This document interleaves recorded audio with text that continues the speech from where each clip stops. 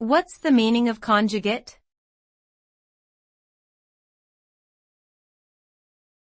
Conjugate.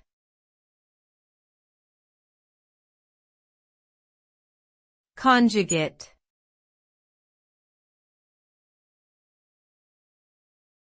Conjugate.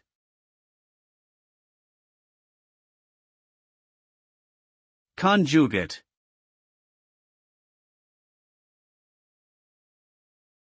In mathematics, the term conjugate is used to describe a pair of complex numbers that have the same real part but opposite imaginary parts. Specifically, if a complex number has the form a plus by, its conjugate is a by. The conjugate of a complex number is important in many areas of mathematics, including complex analysis and algebra. When two complex numbers are multiplied together, their conjugates can be used to simplify the resulting expression, which can be useful in various calculations and problem-solving situations.